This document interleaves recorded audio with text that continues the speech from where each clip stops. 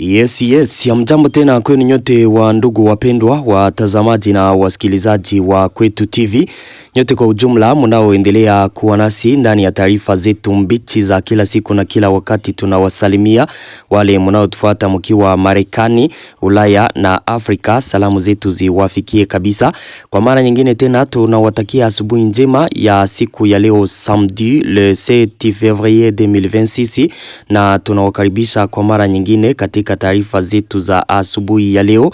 Kama kawaida tumewaletea habari mbichi kuhusu hali ya usalama mashariki mwa nchi ya Kongo pamoja na taarifa mbalimbali tena tofauti zinazosemekana nchini Kongo.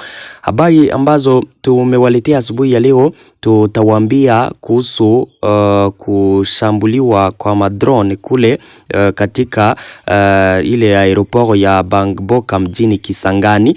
Tayari ukweli uishapatikana kuhusu hayo. Unajua wakati kulikuwaka kushambuliwa kwa madrone kule, AFC M23 ilitangazaka kuwa njo yenye ilizibombarde kule zikiwa kwa aeroport ile ilikuwa stock ya gouvernement.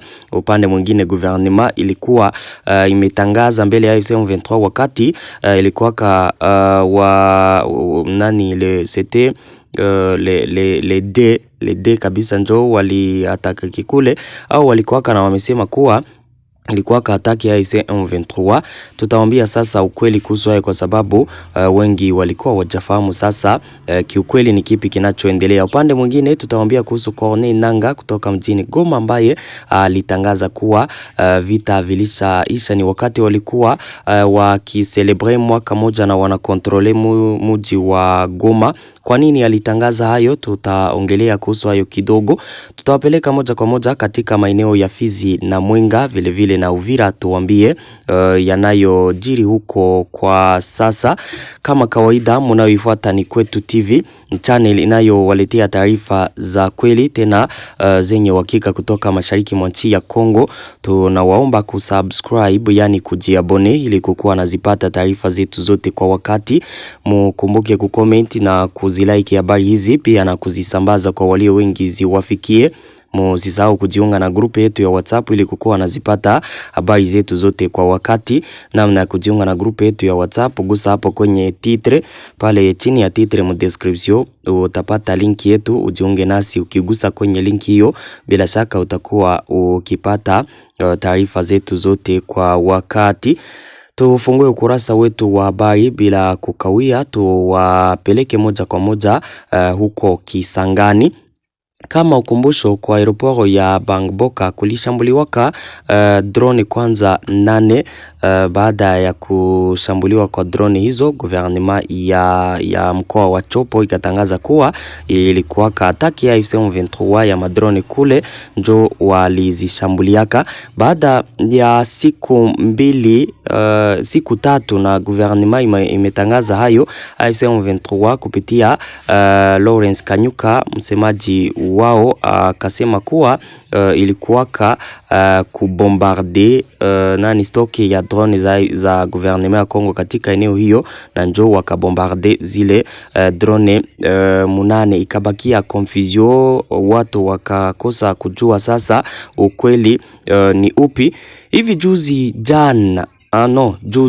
juzi kabisa, c'était jeudi ingine drone ikashambuliwa pale kwa aeroport ya Bangboka, ikashambuliwa na gouvernement, ikashambuliwa na wanajeshi wanaofanya kazi kwenye aeroport ile ya Bangboka ya Kisangani. Kabla ya mashambulizi hayo kufanyika, gouvernement ya mkoa wa Chopo ilikuwa imetangaza kwamba kazi zinaendelea kama kawaida. Baada ya atake ya kwanza walisha renforcer security pale, kazi zinaendelea kama kawaida. Baada ya masaa machache na wametangaza hayo, drone nyingine ikatake pale wakaishambulia, na ile drone ilikuwa atake ya AFC M23 kule Kisangani. Tayari nadhani kwamba ukweli umepatikana. AFC M23 njo yenye ilikuwa kana atake kule avec des drones.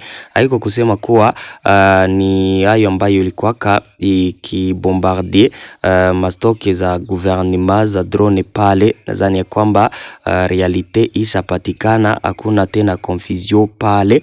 ni AFC M23 ambayo deja iko na menace aeroport ya Bangboka ya Kisangani kule. Ifo sasa kuna kuwa renforcement sana kwa sababu deja drone zishaanza fika kule, wakati AFC M23 wangali katika maeneo ya Walikale. Mnasikia kule deja wako na kontrole anga ya kule Walikale mpaka pale Kisangani. Ifo renforcement ya materiel na vitu tofauti ili kuweza kukabiliana na hao hasi wa AFC M23. Tuendelee na taarifa zetu. Nadhani kwamba kuhusu hayo mumejua realite.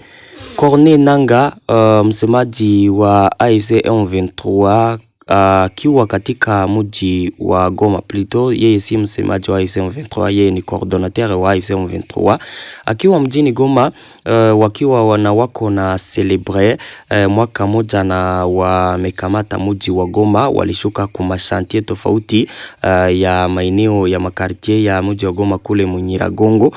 Alichokisema ni ya kwamba kabisa wakaaji kwa sasa wanaweza kusimama na kuanza maisha yao ya kawaida kwa sababu vita isha.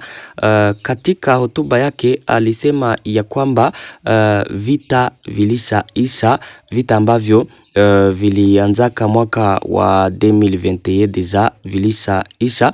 Alisema kwamba baada ya kujiondoa kwa wanajeshi wao katika mji wa Uvira na maeneo ya Walungu, deja waisha ingia katika maisha mapya ndani ya maeneo ambayo wanaya kontrole. Wataanza kujijenga, kukuwe development. Hakuna tena vita ambayo itakuwa kati yao na FARDC. Haya yanamaanisha nini? Hii hotuba ya nani ya Corneille Nangaa ama tangazo hili la Corneille Nangaa linamaanisha nini? Baadhi ya waangalizi wanaamini ya kwamba deja kuko balkanisation. Ile ndio kitu cha kwanza chenye watu wengi wako na kiwazia. Anasema kuwa AFC M23 kujiondoa mjini Uvira na maeneo ya Walungu na kuwa wametangaza haya, inaonekana kuwa deja wanataka wafanye balkanisation. Swali inakuja sasa, mboni ametangaza mwisho wa vita wakati hakuna kabisa gouvernement ama mtu wa gouvernement ambaye alitangaza hayo? Ni kipi ambacho kiliacha anatangaza hayo? Je, vita imeisha kweli? Kama vita imeisha, hakutaongeza kukua kupigana kati ya pande mbili. Tutakuja kuiamini wakati gouvernement nayo itatangaza hayo. Yani Lawrence Kanyuka plutôt Corneille Nangaa kuwa ametangaza hayo tu haimaanishi kwamba c'est fini, vita vimeisha.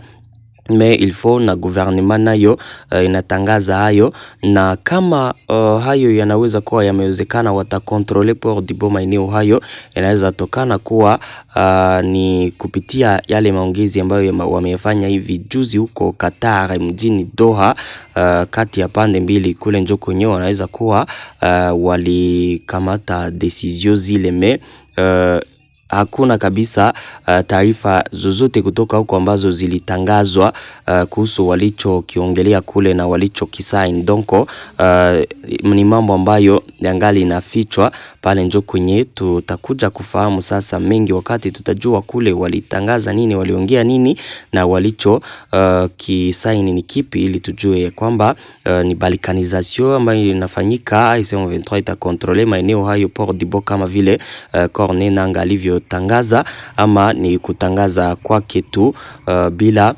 kukua na fact, ama bila kukua kabisa na nitasema donc ni kama yeye alitangaza hayo akiwa yeye hajaweza donc kumaliza hiyo vita. Kama ni kweli imeisha, tutajua kupitia na tangazo la gouvernement, kwa sababu vita haiwezi isha bila bila kukua na maongezi na makubaliano na wale ambao wako na pigana. Nadhani kwamba hapo tuko na eliwana kabisa. Tuendelee na taarifa zetu, habari zetu mbichi tuwapeleke katika maeneo ya Fizi, Mwenga na Uvira, tuambie kinachoendelea kule. Taarifa za asubuhi ya leo, mnajua katika maeneo ya Minembwe na maeneo ya Poizero, eneo za milima ya Ruhura na kwingineko walikuwa wakipigana na Mikenge na wapi kule Tuzoro. FARDC wangali mwavanzi sana wakiendelea kukua uzalantoro ya Minembwe. Ile atake ambayo Turaneo na M23 walifanyaka wakitaka kuavancer vers Poizero ilisindikanaka kabisa. FARDC ikawa maintenir Tuzoro mon position zao uzalantoro ya Minembwe, na hayo yakafanya Tuzoro FARDC kuendelea kukaa karibu na Minembwe wakati wowote wakaweza kuwatimua waasi hao katika eneo ya Minembwe. Deja Minembwe inaweza kuwa rekipere, donc vita vinaendelea kuripotiwa karibu na Minembwe, hasa katika eneo yote ya Minembwe, kwa sababu wakati wako wanapigana wanapiganiaka uzalantoro mena Minembwe ndani na wako na pashambulia. Donc kule njo ginsi fro iko mpaka siku ya leo samedi, Minembwe haijakuwa rekipere, me wangali napigania uzalantoro de Minembwe. Tunaendelea na taarifa zetu kama kawaida. Nimewaletea habari mbichi katika maeneo ya Uvira, mu territoire ya Uvira. Hakuna mapigano kati ya pande mbili, upande wa FARDC na wazalendo kutokea katika mji wa Uvira paka mu position tofauti mplene ya Ruzizi jiska Kiliba mbele ya Runingu. Wanaendelea kuzimarisha nafasi zao na wanaendelea kabisa kuimarisha ngome zao ili kuweza kupigana na M23 ambao hivi juzi walikuwa wametangaza kuwa tena wanaweza wakaavance vers Uvira. Ni wakati ya M23 pale kwenye inakaa ni katika eneo ya Sange kurudia nyuma mpaka maeneo ya Kamanyola, na wanaendelea kumiliki pale na fro ya eneo hiyo. Hakuna mapigano, hakuna kupigana, hali ni ya utulivu, hata kama kuna ramfaro pande mbili me hakuna kupigana. Tunaendelea na taarifa zetu tukiwa katika taarifa kuhusu mji wa Goma. Nilisahau kuambia kuhusu ile greve ambayo ilikuwa imetangazwa siku ya jana. Siku ya jana kulikuwa kumetangazwa greve ambapo ni wakaaji kutoka huko mashirika ya kiraia Gen Z, wale vijana ambao walikuwa wametangaza greve.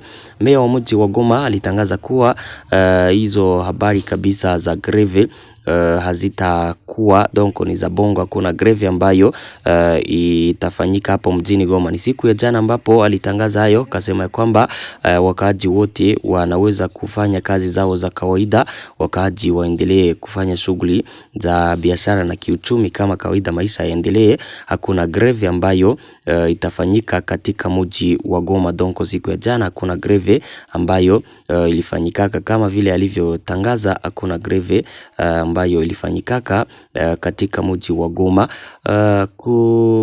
Kuhusu maeneo hayo ya Uvira, katika maeneo ya poro ya Kalundu na kule eneo za Mboko pale kwenye kuna poro, donko njia ya maji kwenye inapitaka kulisha funguliwa kabisa aujourd'hui. Port plutôt bateau ziko napita pale bila tatizo. Kitu ambacho watu wengi wanaendelea kujiuliza kule ni kuhusu wakimbizi wa Kongo wanaokaa Burundi, kama watarejea katika maeneo yao, kwa sababu maeneo tofauti yalishakuwa kombolewa na hata yalishakuwa rekipere, donc yalikombolewa na hata mji wa Uvira. Wakaaji ni kwa nini hawarudi? Ile inakuwa swali ya muda, ni swali ya muda kabisa. Wakaaji hao watarejea, inapaswa kuandaa jinsi watakavyo rejea katika nchi ya Kongo na maeneo tofauti walio yatoka ndani territoire ya Uvira. Hata kama wanaweza wakarejea, mkumbuke kuwa maeneo kama Sange, Luvungi nako kulitokaka wakimbizi wengi, me kungali mikono ya M23 pale. Sasa wale nao ilifo wanawaandalia kwenye wanaweza kufikia kabla ya kwenda kule ama kabla ya kukaa ya kujua ni kipi kitakachofanyika. Huenda hawawezi wakaitika warudie kule kwenye AFC M23 iko. Sasa gouvernement inapaswa kuandalia kwenye watakaa kwa muda ili kujua watafanya nini, watarudia kule ama kuna kingine ambacho gouvernement itaandaa juu ya hao. Donc ile iko swali ya muda. Gouvernement inapanga kuma hayo yote yafanyike. Taarifa zetu zinaendelea katika maeneo ya Oicha. ADF waliua kabisa watu wengi pale ni Mubeni. Watu wawili waliuawa na wengine 4 kujeruhiwa, hata na nyumba kadhaa zikachomwa moto. Hawa watu waliuawa na waasi wa ADF juzi le 5 ilikuwaka saa 2 usiku katika quartier ya Mabasele mule mu Oicha. Ile ni chefferie ya territoire ya Beni. Hawa watu waliuawa na ADF kwa kuchomwa visu, na wale waliojeruhiwa ni hivyo. ADF kabisa wanaendelea kuua population, kunyanyasa, na walichomaka nyumba kadhaa katika eneo hiyo. Population za eneo hiyo, donc mashirika ya kiraia ya Oicha yanatoa wito kwa jeshi la Kongo na UPDF, jeshi la Uganda wanaosaidiana katika vita kule, kuanzisha operation za pamoja za shujaa kuwasaka waasi wa ADF ili waweze kabisa kuwakimbiza na kuwafukuza katika maeneo hayo kwenye wanaendelea kufanyia kazi za kuua population, kupie wakaaji. Donc kabisa maisha yanaendelea kukua hatari tena magumu katika maeneo hayo ya Oicha na hata Ituri na Lubero kwenye ADF inafanyaka kazi. Tunaendelea na taarifa zetu. Hivi juzi MONUSCO ilitangazaka kwamba iko na andaa koma irenforce wanajeshi wengi katika maeneo ya Kongo, ambapo katika taarifa hiyo walitangazaka kwamba misio yao ama misheni yao kabisa ni kukuja kuunga mkono cessez-le-feu kati ya gouvernement ya Kongo na AFC M23. Donc wao watakuja kuverifie cessez-le-feu, waone kwamba upande moja waisha tulia kabisa na upande mwingine walisha tulia. Ni kutokana na vita vinavyoendelea mashariki mwa nchi ya Kongo, ambapo MONUSCO iliamua kuingilia kati iende kutere ili ifuate situation ya tere ikiwa pale, na itakuwa na mission ya kusoutenir cessez-le-feu. Donc ikue itakuwa donc unité ambayo itakuwa na verifier parti mbili, jue kwamba AFC M23 wako cessez-le-feu, kuna vita, jue kwamba wazalendo FARDC nao wako cessez-le-feu, hawako na pigana. Ile unité ya MONUSCO ama wanajeshi wa MONUSCO hawajakuwa deployer, ile ni tangazo ambayo nadhani kwamba mlipata hivi juzi. Hizo ndizo habari ambazo nilikuwa nimewaletea asubuhi ya leo. Nasema asante sana kabisa kwa kuzifuata taarifa zetu. Tupatane katika taarifa mbichi zifuatazo. Merci beaucoup.